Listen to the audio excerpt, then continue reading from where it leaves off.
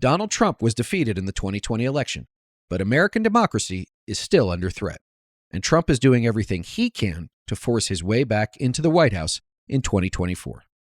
We in the pro-democracy movement have a lot of work left to do, and with your help, we'll defeat Trump, MAGA, and the plans they have for America. I'm Reed Galen, co-founder of the Lincoln Project and host of the Lincoln Project podcast.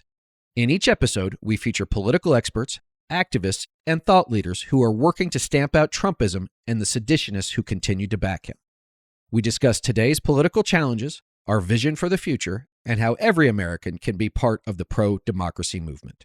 So join me on the next episode of the Lincoln Project podcast, available on your favorite podcast app.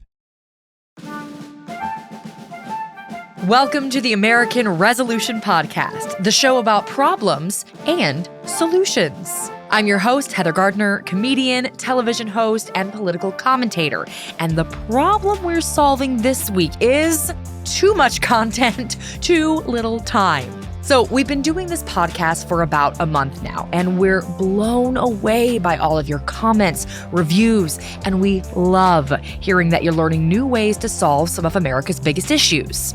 But one of our issues is that we have to cut so much of these interviews for time, which, to be fair, is a great problem to have. But we thought you might enjoy hearing the extended conversations. So this week, we're going to revisit my chat with comedian Juliana LaBarbiera. Now, you may have heard us talk about the Tradwife trend, but we also chatted about an article that changed my view on feminism, I'm not lying, and had a whole conversation about abortion that didn't even make the original episode. So if you tuned in the first time, I promise you're gonna hear a ton of new stuff. And just to make sure we're getting our facts straight here, Juliana and I referenced the near total abortion ban that passed in Arizona back in March. Now, in the weeks since we chatted, Arizona has repealed that ban, and as of our recording today, Arizona Supreme Court has ruled enforcement of the ban will be pushed back to September while the courts sort this shit out. Whew, the news is moving fast, y'all. All right, thank you again for joining. Here's my chat with Juliana LaBarbiera. You know what I love about our friendship? I feel like everybody has that friend who, no matter how long they haven't talked, something goes on in the world and immediately you are like, did you hear about blah, blah, blah, Trump this and Arizona this and Florida this? Yeah. Juliana, you are that friend for me. And it's funny because sometimes I will be typing and I will see bubbles on your end too. And I'm like, I think that we're probably saying the same. You always wake up earlier than I do. So I usually have like a barrage of text messages at like 8 a.m. from you. Oh my God. Florida did this. I text everything separately. So like, even though it's just like one subject, it's like 9 messages. So you're welcome. Usually I think someone died. My heart always does. I'm heartbroken every day. All right, let's get into this. Is Tradwife the good life? Honestly, it's got some layers. I'm not gonna lie. So Tradwife, on its surface, is a social media trend where women encapsulate the traditional role of a woman. And I'm gonna put that in quotations because what does this mean, traditional? In their minds, it means, the man leaves the house to work while she stays home with the kids. She looks traditionally feminine, usually in a lot of makeup, hair done perfectly, think 1950s, big dresses, and she spends 17 hours a day cooking one meal.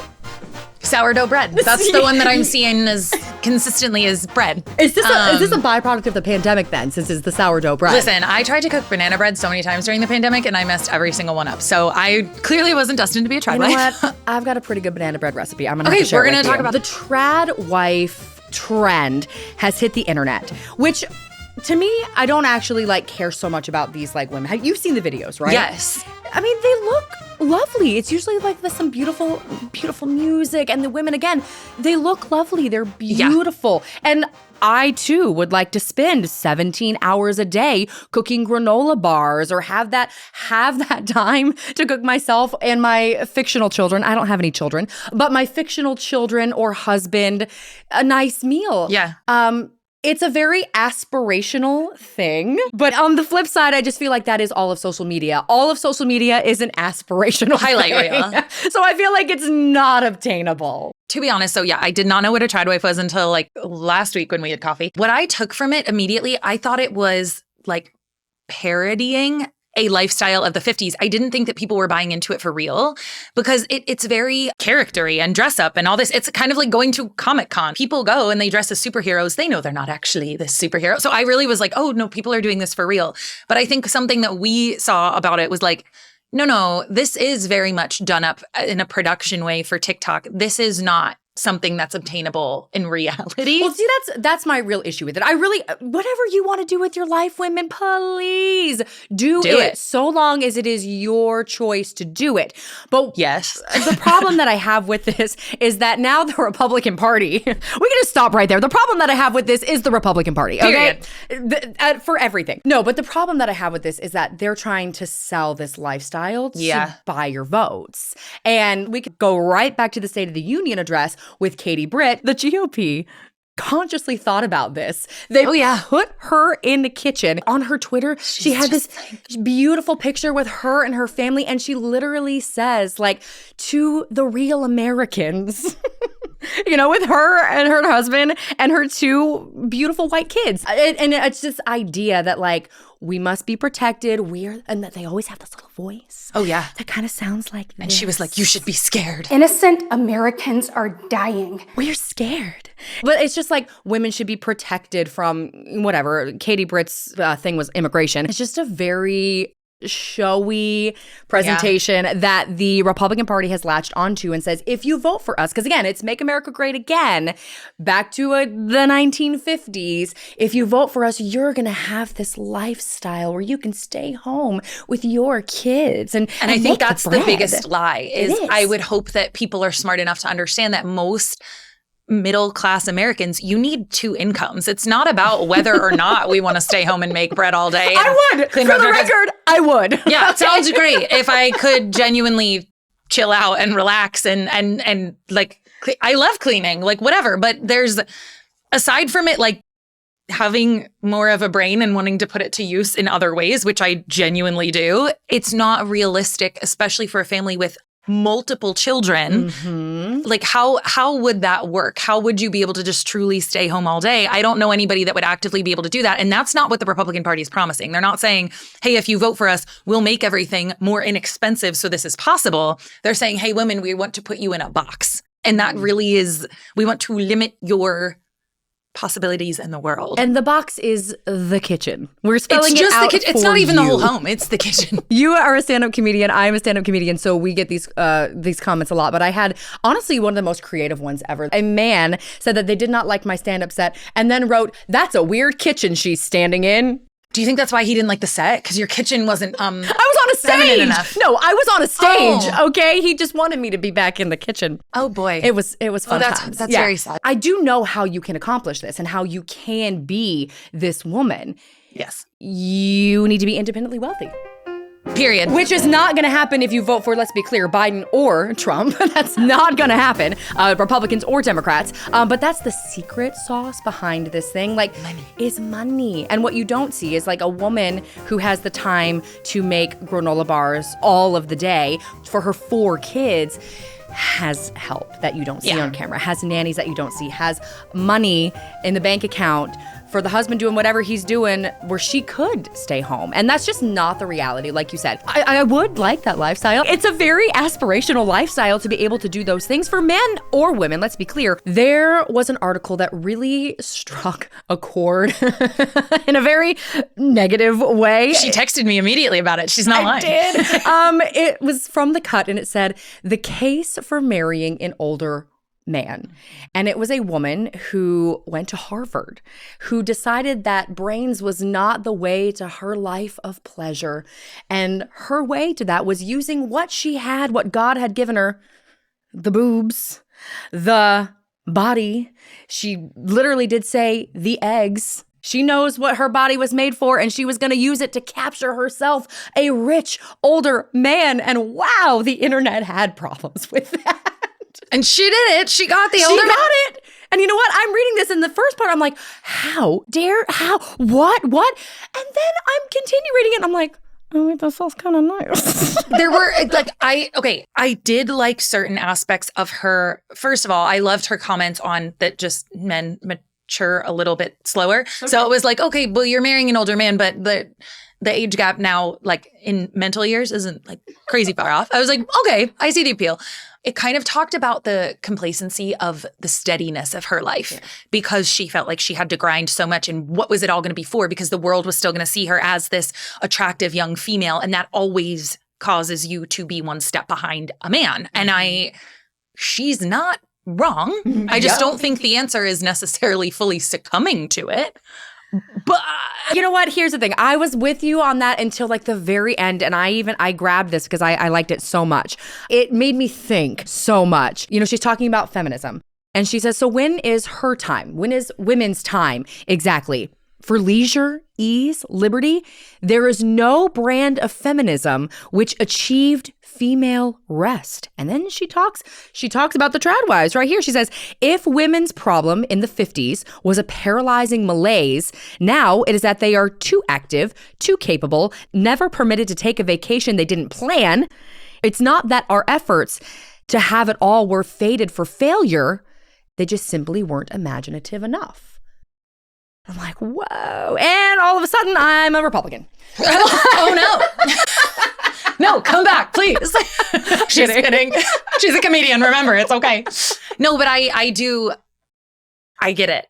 It's so, again, it puts all the, not necessarily blame, but all the pressure on the woman to constantly figure this out and it's like, no, but how has our society set us up to constantly fail at this? I thought about that too, but I was like, how is society, what society expects of us, but what society has expected of a man has not changed. Because back then, the man went out and did the things, and the women were home, and the Tradwives. They were the Tradwives, and some of them loved it, and some of them didn't.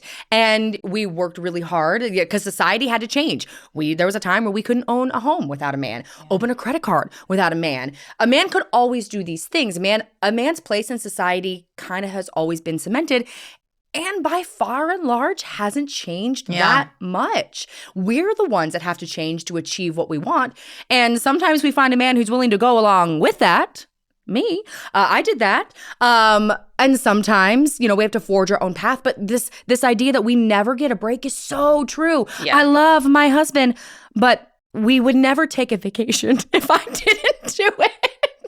I love you, baby, but it's true. I am tired. The planning and the organizing and I don't even have any kids, and I'm tired. Yeah. So that's a whole other subject. We do not have kids, but man, could you imagine? And we need to, we'll talk about this in 5 years, maybe when I have some kids. Must we speak of Trump? He did release a video that no one asked for, and yet everyone was upset by. Which I love. Everyone was pissed off this time. I wonder if I could say this 10 times fast. Trump is hitting abort on his support of abortion bans. Oh, I said it. Woo! Abort. I practiced that so hard. Basically, he is backtracking. He released this video. You know what? I'm just going to let him say what he said. My view is now that we have abortion where everybody wanted it from a legal standpoint, the states will determine by vote or legislation or perhaps both, and whatever they decide must be the law of the land. In this case, the law of the state. Please don't tell me we have to listen to that voice for another 4 years. So terrible. Every time I hear him, I remember how nice it's been without him the last 4 years. He's angered the GOP because this is news to no one, but they want to implement a national abortion ban. And now Trump, the facilitator of Roe crumbling before our eyes and ending 49 years of precedent, he is the great, I did that. He's bragging about it all over. And then all of a sudden he's like, we don't need to do an abortion ban. Run away! Run away! Run away! We gotta leave it up to the states. That's my Trump impression. I don't have one. But we're gonna leave it up to the states. So obviously, the Democrats are always mad at Trump for whatever he does. So they're upset. Yeah, we're like, don't lie. Don't pull back what you did. He's lying. And then the GOP is like, what? How dare you not push an abortion ban, which is what we all want to do. So he's angered everyone. And it was an interesting week for him to put this video out because he comes so strongly out in these videos. Although I feel like these videos, he kind of looks like a hostage. Something's happening. He's so stoic and matter-of-factly, and they always have to have 2 cameras because I'm sure they're cutting out whatever ridiculousness. An intern is like, cut that out. Like, stop talking. Stop talking. Yeah. So he releases this video on a Monday. And by Tuesday, Arizona releases their abortion ban. It's a near entire abortion ban in the entire state, coming from a law that goes back to 1864.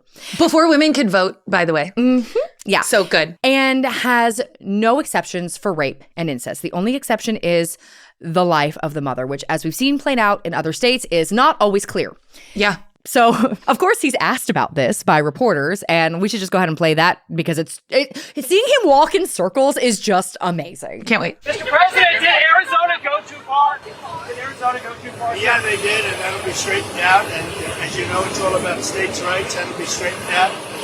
And I'm sure that the governor and everybody else are going to bring it back into reason, and that will be taken care of, I think, very quickly. What do you think about Florida? Florida's probably maybe going to change also. See, it's all of it's the will of the people. This is what I've been saying. It's a perfect system.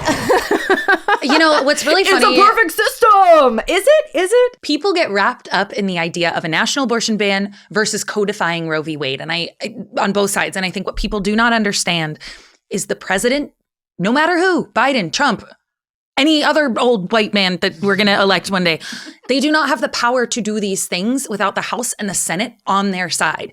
So Trump can tout a national abortion ban or say leave it up to the states or whatever. It's not going to matter. He does not have a red House and Senate. In the same way that Biden has been saying, I will codify Roe, but he can't unless you get out and vote. Senate. And you have to freaking vote in the midterms or we're never going to, this is just going to happen forever and ever and ever. So like, I don't know, you should just vote maybe. Maybe you should do that. Maybe you should vote all the time. There is an election. No, but you brought this up. That the TikTokers, the youngsters on the internet, they think Biden is to blame for the ramifications of Roe falling. All of these restrictions. I was watching the comments roll in on TikTok on this video about Arizona. And truly somebody was like, y'all need to do your research. Biden is the reason that Roe v. Wade overturned. It happened while he was in office. Okay, half of that sentence is true. Did happen while he was in office. He's not on the Supreme Court, honey. And he did you need to do your research. Who elected those conservative judges? They're on there for life. So if you don't like it, I think that is a very good example about what's wrong with America. The problem with America is, but we as a people, we have such short attention spans. And unfortunately, it is super important that we be paying attention this entire time. Yeah. Because I think there's this idea that if we vote in November, like if we vote Biden in and vote a Democrat or, things are going to get solved quickly. And that is just not how it works. Politics is a long, slow, excruciating game. And the only reason we're in this predicament in the first place is because Republicans have known that for the last 50 years and have been working to end Roe for the last 50 years. And the rest of us never saw it coming, but we should have. I was told I was being too dramatic in 2020, and I was like, watch what's gonna happen. I think I told people that they were being too dramatic, actually. I was way off. I said, if Trump loses, I'm really nervous that there's gonna be violence. Ding, ding, ding. What do we have for her, Johnny? I don't know. Has anybody ever heard of January 6th? Is that... No, you haven't. Okay. It was a wild day. No, it's crazy times. And I just wish people would put less priority on just the president and understand that that's where Republicans are doing a really good job. Call them what you want, but they're very organized and they're very aware of how the system works. And they are using it to their advantage. Well, first of all, if you ever thought that just Roe falling was the end, we now have evidence in Florida and Alabama with IVF and now Arizona with the total ban. That was never going to be the case. But if you think that's just going to stop with women's bodies, oh, honey, let's talk to you about the Department of Education. Let's talk about all these other things. Actually, we don't have time to talk about any of those things. But it's the long game. And they're here to stay. And that's, I think, why Trump is kind of quieter and more reserved in his videos. I think they're like, hey, you shut up and we'll just act calm. And he's kind of doing a good job. So pay attention. Because Please pay attention. He's calm because they have a 2-camera shot when he releases his statements into the world that no one asked for. He's also under 80 gag orders? Juliana, this was so fun. This was fun. This went by so fast. I know, and yet it was not. It was a whole segment. We got a lot of stuff done. We did. Oof. See, what did I tell you? That was fun. Thank you for joining the American Resolution. And hey, join the conversation by following us at American Resolution Pod on every social platform. We're off next week, but we'll be back soon with 2 housing topics, a solution for people who feel like home ownership is out of reach, and some hope for people who never had a house at all. I know what you're thinking. Someone solved homelessness? You're gonna want to hear it, so make sure you subscribe. This podcast is a production of Rat Trap Entertainment in partnership with Sheila Conlin and Cabana 14 Productions. Produced by Heather Gardner and Lauren Gardner, fueled by an endless supply of caffeine.